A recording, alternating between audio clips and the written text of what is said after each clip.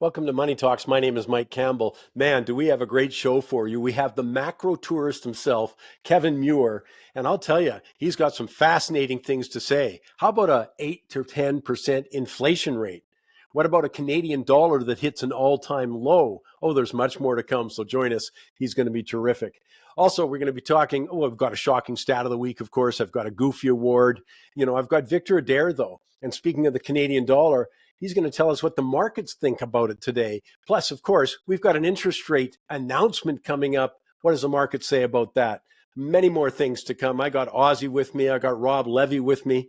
Stay with us. But first, in the last week, there's been shootings at two Jewish schools, shots fired at a Montreal synagogue, while one in Vancouver was firebombed.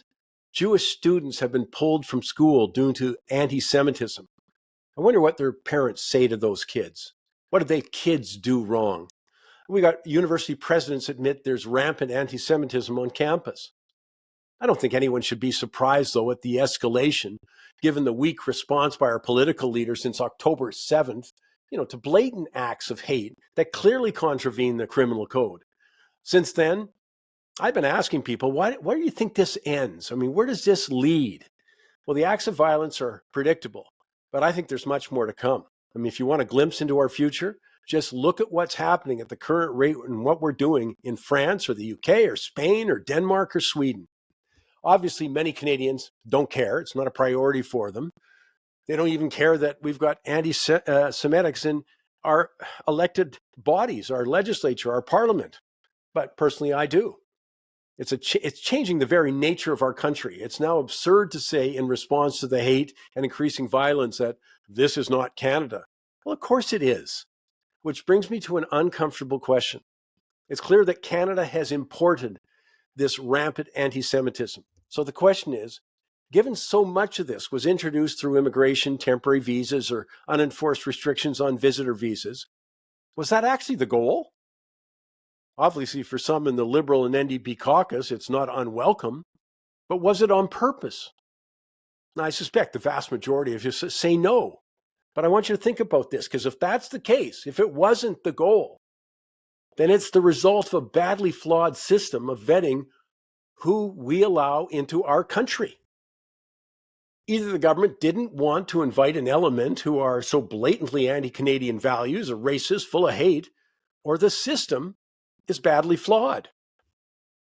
And my point is, before more damage is done to the social fabric of Canada, and make no mistake, damage has been done, we need a wholesale change in how we vet immigrants as well as those who are arriving on temporary visas. Those claiming asylum or those visiting must be done, especially given the government's plan to let in 5,000 immigrants from Gaza.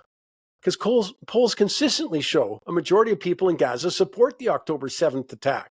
For example, in March, the Palestine Center for Policy and Survey Research, their poll found 71% of Palestinians in Gaza and the West Bank supported October 7th massacres. In other words, it's a good bet that we would be letting thousands of new arrivals would be anti-Semitic. I mean, the government has clearly failed to protect Jewish Canadians, and this would compound the problem. All I'm saying is it should be incumbent on the government to convince Canadians that the system of vetting of who we allow in the country has been dramatically improved. And that includes this latest proposal under Bill C-71, under which Canadian expats who lived in the country for 3 years don't have to be here now, but could automatically pass their citizenship on to their children.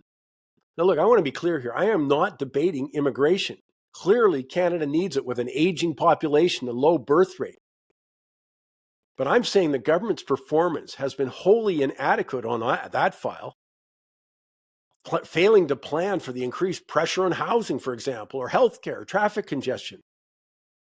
And it's been an abject failure, and I want to put that in capital letters, when it comes to protecting Jewish Canadians. This has to change, but there's no sign that it will. As Europe is illustrating, the results will be disastrous. Hey, just a reminder, you can get the update to the World Outlook Conference right now. Man, it's good. You're featuring Greg Weldon, James Thorne. You've got Paul Beatty, Martin Straith. I mean, it is really good information. I was very pleased with it. I think you will be too. Specific recommendations, plus the big picture stuff from these top analysts. And of course, if you are a VIP pass member to the World Outlook Conference or you're a member of the Inside Edge, you get it absolutely free. But don't worry, if you weren't or are not a member of those things, you can still sign up to the Inside Edge. But all you have to do is pay $49 and change, and it gets immediate access for you to those. So take advantage of it by going to mikesmoneytalks.ca, mikesmoneytalks.ca, and sign up. And while you're there, why not sign up for 5 minutes with Mike? It's absolutely free. We send it out 3 times a week. And of course, you can always join us on Money Talks Tweets and Michael Campbell's Money Talks on Facebook, all of that kind of stuff. So you're never going to be short the right information.